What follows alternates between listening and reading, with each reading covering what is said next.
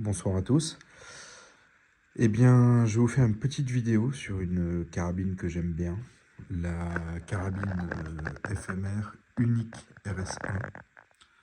Et avant ça, je voulais vous remercier tous parce que je remarque que les vidéos que je fais ont pas mal de vues, donc a priori c'est que il y a certaines vidéos qui plaisent et tant mieux. Moi, ça me fait plaisir de partager. C'est vrai que ça fait des années et des années que je suis collectionneur, tireur sportif et chasseur. Et donc ça me fait plaisir de partager. Voilà, je ne vais pas m'étendre beaucoup plus sur le sujet. Simplement vous redire merci de regarder les vidéos et puis de s'abonner pour ceux qui ont envie de s'abonner et de commenter. Ça fait toujours plaisir quand quelqu'un dit que la vidéo est chouette ou juste poser des questions ou donner des précisions parce que je suis très loin de tout savoir sur ces armes. Donc ça me fait plaisir d'avoir des commentaires qui m'apprennent plein de choses. Voilà. Alors, pour en revenir à la unique FMR RS1, c'est une carabine que je trouve top. C'est une carabine qui est assez impressionnante. Alors en plus, avec le modérateur de son que j'ai mis dessus, c'est un modérateur qui est immense. Quand on regarde le modérateur, c'est un sacré bestiau. Le modérateur, c'est un modérateur britannique, un Wildcat modérateur, modèle Predator 12. Je ferai une présentation sur les modérateurs de la marque, parce que je trouve que c'est une marque britannique qui gagne à être connue, et c'est hyper qualitatif comme matériel et très pratique. Alors, quand on reçoit la unique, on la reçoit avec une petite notice d'utilisation. On reçoit également une notice qui explique un petit peu comment démonter le canon et le changer. Parce que cette carabine, elle a une particularité qui est vraiment intéressante. C'est que en dévissant ces vis-là, on peut enlever le canon vraiment en quelques secondes. Mais bon, je vais essayer de faire un petit peu comme d'habitude. Et je vais vous présenter la carabine de l'arrière, donc la plaque de couche, vers l'avant. En faisant d'abord un petit aperçu rapide de la carabine, un peu en 365 degrés. La crosse. Voilà. La lunette que j'ai mis là, c'est pas vraiment celle avec laquelle je tirais. Je l'ai mis là parce que, comme je vais vendre la carabine, j'avais mis ça avec juste pour faire des photos. Voilà. C'est une carabine qui est quand même assez impressionnante. Hop.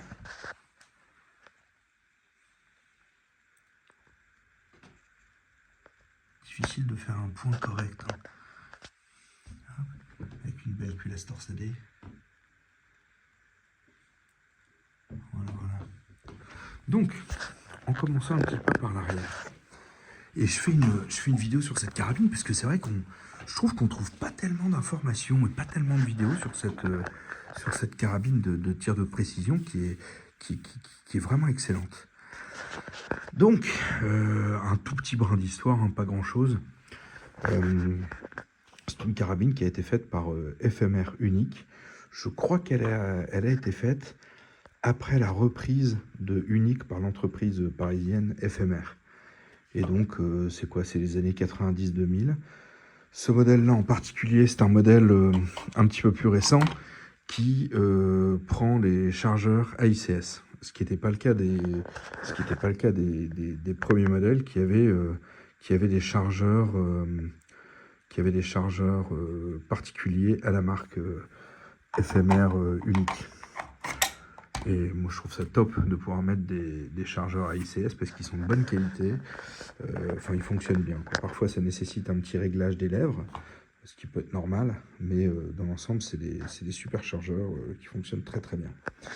Donc on démarre avec la crosse. D'ailleurs je ne l'ai pas dit, mais ça c'est le modèle Sniper. Donc on démarre avec la crosse. La crosse qui est vraiment chouette, qui est réglable vraiment dans tous les sens avec des molettes comme ça. Donc c'est très rapide, on peut le faire vraiment au fil de l'eau sur le pas de tir. Il y a un, je sais plus comment ça s'appelle ça, mais bon, il y a un pied arrière qui est finement réglable et qui permet de monter et descendre. On peut monter rapidement, descendre rapidement. Et de l'autre côté, je vais passer de l'autre côté. De l'autre côté, on a une molette qui permet de serrer, desserrer pour avoir un réglage, enfin un stop quoi. Voilà, voilà. On arrive ici à cette grosse molette, on se dit bah tiens, qu'est-ce que c'est que ça? Et ça, c'est pour démonter la crosse. Ça se fait hyper facilement, hein. Regardez, hop, et on enlève la crosse. On enlève la crosse, hop, terminé. Ça se fait super rapidement, super facilement. Et ça permet d'enlever la culasse. Voilà, donc la culasse qui est comme ça. Culasse de super qualité.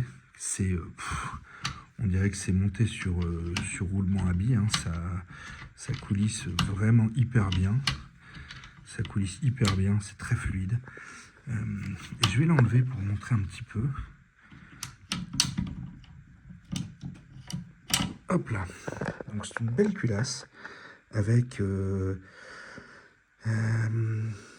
trois, je sais plus comment ça s'appelle, les lugs. Enfin, c'est une culasse costaud qui est faite de manière précise. C'est un bon morceau de métal, mais qui est bien travaillé. C'est une belle pièce. Hop. On va la remettre gentiment. Hop. Voilà. La détente, c'est une détente Joule, si je ne me trompe pas, qui est top. C'est une détente qui est vraiment excellente. Je vais remettre la crosse à sa place. Hop. Voilà. Hyper simple, hein. C'est vraiment une seconde à remettre. C'est aussi simple que de démonter le canon. Ça se fait vraiment tout seul, très rapidement. Hop là. Donc qu'est-ce que je peux dire d'autre? Alors la sécurité se trouve ici. Hop là. Voilà, là on met la sécurité. Là on enlève. On tire. Elle est équipée d'un rail penté à 20 MOA, donc 20 minutes d'angle. Ça, c'est l'autre côté du système de serrage du canon. Donc il suffit de visser un tout petit peu cette vis-là et ça écarte un petit peu le boîtier, ce qui permet de sortir le canon extrêmement facilement et de le remettre extrêmement facilement aussi. On ne perd pas les réglages, donc c'est de l'usinage fin. Hop, je reviens par là. Vous aurez remarqué qu'il y a un deuxième canon. Donc ça, j'en parlerai dans 2 minutes. Alors, ces canons sont des canons de super qualité. Je ne sais plus si c'est des canons Lothar Walther ou pas. Celui-là, c'est sûr que c'est un Lothar Walther. Mais ça, ce sont des canons inox. Alors, je pense qu'ils étaient faits par Lothar Walther. Flûtés, pour permettre de gagner un petit peu de poids tout en ayant une rigidité top. Et donc, filetés également. Et la carabine vient aussi, enfin, est venue aussi avec son frein de bouche, type Sako 3 évents, qui est ultra efficace, mais personnellement, je ne tire qu'au modérateur de son. Parce que quand on y a goûté, c'est quand même quelque chose de super agréable. Voilà. RS1 France. Très chouette.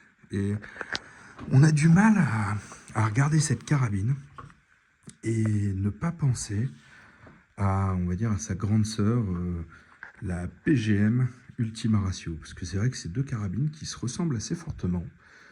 Et de par leur conception, et puis de par aussi le fait qu'on peut enlever facilement le canon, c'est à peu près le même système pour enlever le canon. Il n'y a pas grand-chose qui diffère sur ces carabines. Si ce n'est qu'il y en ait une, la PGM, qui est réellement faite avec on va dire un optique usage police, usage militaire.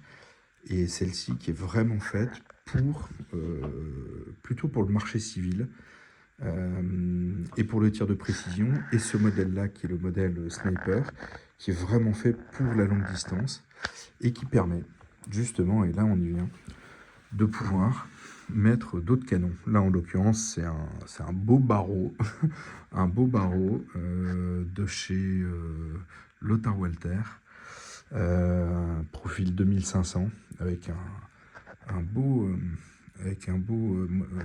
j'allais dire modérateur de son, un beau frein de bouche Terminator 3 T3. Et donc ça c'est en calibre 338 l'appui à Magnum. Donc c'est quand même sympa d'avoir une carabine en 308 ou dans plein d'autres calibres, hein, ils la font en plein d'autres calibres. Moi je l'avais prise en 308 parce que c'est un calibre qui fonctionne très bien, qui marche très bien jusqu'à 600-800 mètres. Et souvent honnêtement on n'a pas besoin de plus, la munition n'est pas très chère. Et puis on apprend à bien maîtriser le vent. Et ça j'avais pris ça pour tirer beaucoup plus loin. Et finalement je l'ai, bon, pour ainsi dire, pas utilisé quoi. Mais c'est vrai que ça fait un ensemble qui est chouette. Pouvoir se dire qu'en 30 secondes, on peut mettre le canon de 338, l'appui à Magnum, et passer sur des possibilités de distance qui deviennent impressionnantes, quoi. 1200 mètres en 338, théoriquement, c'est pas quelque chose d'insurmontable. Voilà. En termes de précision, bah, c'est des carabines qui sont ultra précises. Hein, ça, tir à 200 mètres, on obtient sans trop se prendre la tête, des précisions de la demi-minute d'angle, voire quart de minute d'angle, je pense à 100 mètres, ça pose pas de problème particulier, quoi. À partir du moment où il y a une cartouche qui tient la route. En parlant de cartouches et de rechargement, j'avais testé d'ailleurs les cartouches Decathlon. Les cartouches, je sais plus comment ça s'appelle, oh mon dieu, c'était pas les cartouches training, c'était les cartouches de match ou target Decathlon en 308. Je crois que ça devait être du 167 grains. Les ogives ressemblaient à des Match King, avec des cirés Match King. Et franchement, c'était une précision impressionnante pour le prix des munitions. C'était vraiment chouette à se demander pourquoi est-ce qu'on recharge, quoi. Voilà. J'ai l'impression d'oublier plein de trucs. Comme d'habitude, j'ai l'impression d'oublier plein de trucs. Mais bon, j'espère que ça vous aura fait voir un petit peu mieux cette belle carabine. Qui marche très fort. Et j'aurai pas l'occasion de refaire d'autres vidéos dessus parce que elle va partir. C'est une carabine que je vends parce que je ne l'utilise pas plus depuis plusieurs années. Et je trouve ça un peu dommage de garder ça alors que vraiment je l'utilise pas. En plus, il y a une manette qui est chouette avec. Ça fait un bel ensemble démonté avec la crosse et tout. C'est sympa. Voilà. Et je vous souhaite une super bonne soirée, bonne journée, bonne nuit, ce que vous voulez. Et n'hésitez pas à me faire savoir s'il y a peut-être une arme ou un truc comme ça que vous voulez voir. Si, avec un peu de chance, je peux peut-être l'avoir. Et je peux peut-être essayer de vous faire une vidéo dessus. Voilà. En tout cas, là, je penserai à faire une vidéo un petit peu mieux, un petit peu explicative sur ces modérateurs de son qui marchent super bien, qui réduisent vraiment bien le son, qui ne dégradent pas du tout la précision, au contraire. Et donc, je ferai une petite présentation dessus. Voilà. Allez, bonne soirée à tous, bonne journée.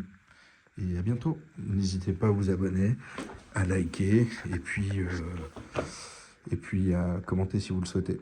Ciao.